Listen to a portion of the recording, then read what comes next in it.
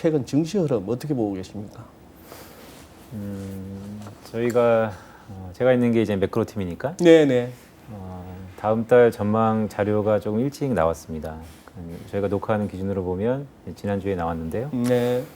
그러니까 10월 달 경제 전망이자 올해 연말까지의 짧은 시계이죠. 보시면 정책 공백기 속에 드러나는 불안감들 그런 부분들이 상당 부분 연말까지 지속될 수 있는 구간에 접어들었다라고 평가를 하고 있고요. 말씀 주셨던 것처럼 최근 9월 달 되면서 많은 가격 변수들이 변곡점이라고 느껴질 만큼 많은 행태 변화들이 있는데 네. 그 원인에 대해서 이제 일부 조금 다뤄본 그런 보고서인데요. 네네. 연말까지는 저희가 쭉 그동안 봐왔던 회복에 대한 기대는 이어지겠지만 모멘텀 자체는 조금 슬로우 될 수밖에 없는 그런 국면이 아닌가라고 보고 있습니다. 모멘텀 자체는 그럼 뭐 단도직입적으로 이번에 어떻게 좀 조정이 깊어질 것 같습니까? 뭐 우리 김영곤님 감을 한번 듣고 싶었어요. 저는 뭐 이런 말씀 드리고 싶어요. 그러니까 최종 대부자는 분명히 있습니다. 최종 대부자. 네, 기대가 과했었다면 실망감도 크지만 아예 기대를 저버릴 만큼 나쁜 상황은 아니다라고 보고 있고요. 다만 워낙 불확실성이 많죠. 더구나 초유의 사태에 대한 대비성도 좀 필요해 보이고요. 초유의 사태라 하시면? 일단 뭐 오늘 얘기가 이따 있을 텐데 미국 대선 얘기죠. 네. 재선인 선거임에도 불구하고 여러 가지 초유의 사태가 있고 또한 최근에 돌아가는 정황을 놓고 봤을 때 오히려 백악관 주인이 11월 달이 아닌 해가 바뀌어도 결정이 안 될 가능성도 일부 올라오고 있기 때문에 그런 것들을 쭉 감안해 봤을 때 쉽게 경기가 모멘텀이 부재한 상황에서 이전처럼 쉽사리 모멘텀이 나오기에는 조금 시간이 걸릴 것이다라고 보고 있습니다. 예. 녹화일 기준으로 목요일 날 증시가 많이 빠졌습니다만 채권 시장 동향은요? 채권 시장 동향은 뭐 최근에 채권 시장뿐만 아니고 증시의 변곡 뭐 트리거라고 할 수 있는 것들이 아이러니하죠. 그러니까 연준은 기대 인플레이션을 올린다고 얘기했는데 실제 기대 인플레이션이 내려가고 있어서 우리가 명목금리와 기대 인플레이션의 차이는 실질 금리는 오히려 상승하다 보니까 최근에 나타났던 이런 위험 자산에 대한 선호가 상당 부분 내려오는 그런 제가 볼 때는 가장 큰 트리거가 아닌가라고 보고 있죠. 실질 금리의 하락이 멈추고 이게 심지어 상승 조짐까지 보이는 거 이것이 어떻게 보면은 위험 자산의 어떤 조정을 갖다가 최근의 조정의 가장 큰 어떻게 보면 중요한 핵심 요소가 아닌가 이렇게 보고 있습니다. 그런데 막상 미국채 수익률은 요즘 거의 못 움직이더라고요. 이러다가 일본의 JGB 시장처럼 되는 거 아닙니까 이거? 이래도 못 움직이고 저래도 못 움직이는. 너무 안 움직여서 이상해가지고. 조금 봐야 될 것 같아요. 왜냐하면 뭐 저희가 보는 것처럼 일단 방향성이 불투명한 상황이고요. 연말로 갈수록. 더구나 단기적인 방향성을 제시했었던 미국 연준의 행태를 보면 내부적으로 상당한 이견이 있습니다. 결론은 내렸는데 내부적인 방법에 대해서 상당 부분 이견이 있어서 그걸로는 곧 시장 플레이어로 하여금 여러 가지 생각을 만들게 하거든요. 그렇다면 뚜렷한 방향이 나타나기에는 좀 어려운데 우리가 기대하는 것은 이제 정례 회의들, 뭐 11월 대선 이후에 있는 11월 달 회의, 또한 12월 달 회의까지도 우리는 뭔가 조금 가시화된 수치, 가시화된 기간들이 연준에서 친절하게 얘기해 주는 걸 기대하고 있지만 저 개인적으로 봤을 때는 올해에는 그런 친절성이 있을 것 같지는 않고요. 그렇다면 저희보다 훨씬 더 트레이더 전선에 있던 사람들은 이미 포지션 자체를 어떤 한 방향성으로 가기 힘든 구간에 들어온 거죠. 그렇기 때문에 가격 변수가 크게 움직일 가능성은 없죠. 외환시장도 좀 돌고 있지 않습니까? 지금 불과 얼마 전까지만 해도 달러 약세 그랬거든요. 우리 또 1180원 무너지고 나서 순식간에 1150원대까지 가니까. 근데 어떠세요? 김영곤 보시기에는?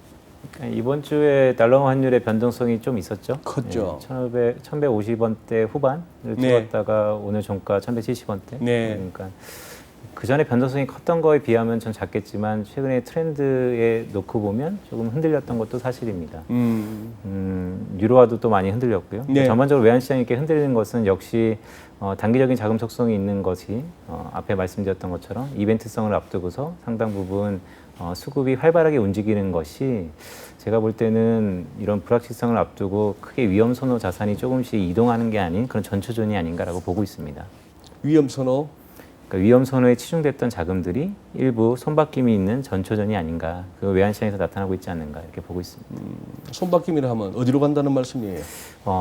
글쎄요, 제가 볼 때는 뭐 향후 경기 전망이라든지 아니면 방향성에 따라서 좀 다르겠지만 지금 대부분의 사람들이 인식하는 것이 일단 불확실하고 모멘텀이 정체되니 주식에 일단 뭐 아까 말씀 주셨지만 묶여 있으면 홀드, 또한 들어가 있지 않고 잠깐의 손실 구간이었으면 일단 현금화, 이런 것들이 많이 현실화되고 있어서 제가 볼 때는 아까 말씀 주셨던 것처럼 그동안 달러 약세였는데 원화는 왜 이렇게 크게 움직였습니까? 라는 쪽에서 보면 들어왔던 외국인의 이탈, 또한 우리 기관 자금들의 해외로 나갔던 것의 이탈, 이런 것들이 좀 더 활발하게 움직이기 전에 이 전초전이 아닌가라고 보고 있습니다.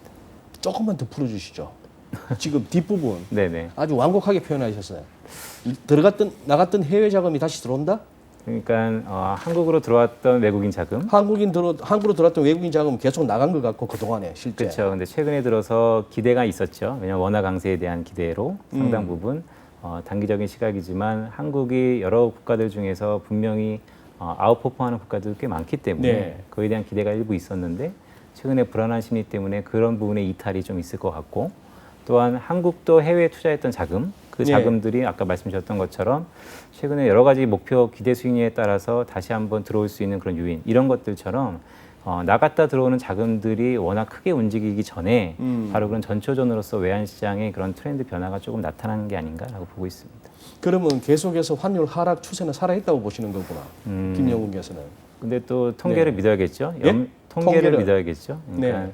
최근 원화 강세가 뭐 오늘은 좀 70원대로 올랐지만 네. 최근에 트렌드가 왜 이렇게 형성됐나라고 하면 뭐 여러 가지 이유가 있습니다. 하지만 제가 봤을 때는 위안화의 연동성이 좀 있었던 것 같고요. 네. 그러면 최근 위안화 전망이 또 갈리고 있어요. 네. 어디 해외 IB들은 다시 한번 뭐 6.5 위안 아니면 미중 무역 분쟁이 시작하기 초 단계 6.2까지 뭐 이렇게 보시는 분도 있는데, 결국 달러의 방향성이 매년 그랬지만 대선을 앞두고서 뚜렷하지 않습니다. 무슨 얘기냐면 결국 지금 선에서 박스권이죠. 환율도. 네. 우리가 추세를 갖고 환율을 앞으로 3개월 동안 얘기하기는 상당히 어려운 국면이기 때문에 모두에 말씀드렸던 것처럼 그런 것에 대한 변동성은 커질 수 있지만 박스권은 상당 부분 이어질 수밖에 없는 그런 3개월을 저는 보고 있습니다. 미국 대선을 갖다가 크게 보고 계신 것 같고, 이른바 그 대선 결과에 대한 불복 리스크를 좀 크게 보시는 것 같아요. 그죠? 지금 그게 우리가 그냥 괜히 호사가들의 말 만들기가 아닌 것 같은데 어떻게 보십니까? 대비를 해야 될 필요성이 있어 보입니다. 네, 그러니까 저는 여기 나와서 뭐 시장에 있는 얘기보다는 저희 생각을 얘기하는 네. 이번 미국 대선은 여러 가지 요소들이 있죠. 네. 근데 일단 저희 방송 기준이면 그 주일 텐데 저희 추석 전에 시작되는 TV쇼 총 3차례에 걸쳐서 토론. 네. TV 토론회가 있는데 저는 그 TV 토론회가 상당한 이제 변곡점이 될 거라고 봅니다. 어떤 변곡점이냐면 네. 지금까지 바이든의 우세가 꽤 하이라이트 됐었다면 이번 TV 토론회를 시작으로 트럼프의 반격을 주목할 필요가 있고, 네.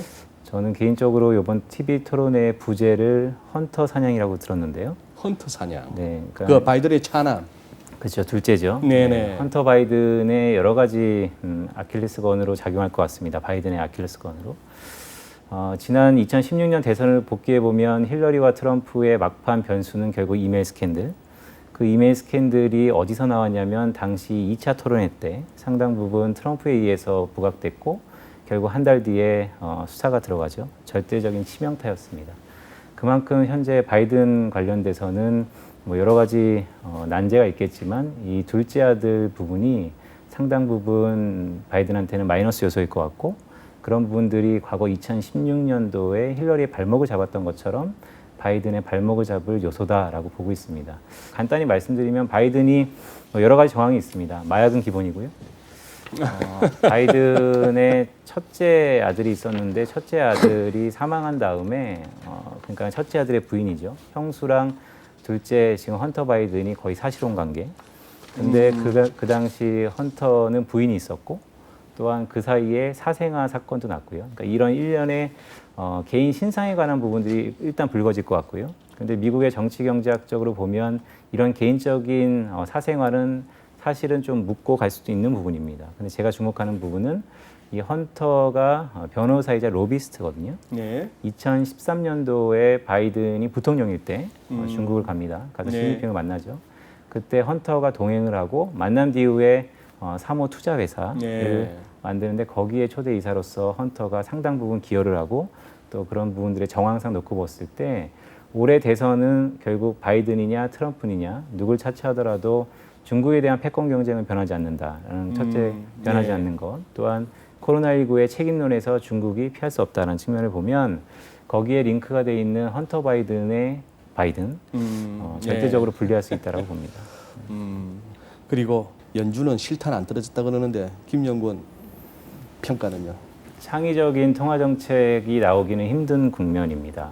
왜냐하면 통화 정책 프레임을 변한다는 것은 쉬운 게 아닙니다. 목표 뭐 예를 들어서 연준이 스테이트먼트에 나오는 2%의 타겟팅 그것을 3%로 바꾸는 게 그냥 숫자 하나 바꾸면 되는 게 아니고 여러 가지 제반 사항이 떨어지기 때문에 실제 올해 안에는 저희 시장이 기대하는 아니면 투자자들이 기대하는 공격적인 변화라든지 아니면 우리가 생각지도 않은 깜짝 놀랄 만한 창의적인 변화가 있기는 힘들고요.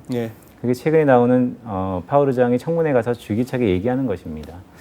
통화 정책을 할 만큼 했다. 이제 추가적으로 재정 정책이 있어야 되는데 그 재정 정책도 조금 의미 있는 변화가 있는 게 면목적인 대출이 아닌 적재적소의 중소기업과 소득 보전을 위해서 지원 형태로 들어가야 된다라고 좀 더 스페시픽하게 바뀌고 있습니다. 이런 부분들이 저는 뭐 어떤 걸 의미하냐면 시기적인 차이는 있겠지만 경기의 지난 3월과 같은 그런 경기의 뭐 더블 딕 가능성은 조금 지향하지 않을까, 없지 않을까 이렇게 보고 있습니다. 그런 상황은 없을 것이다. 그렇죠. 그래서 제가 모두의 최종 대부자 역할을 말씀드렸습니다. 네, 알겠습니다.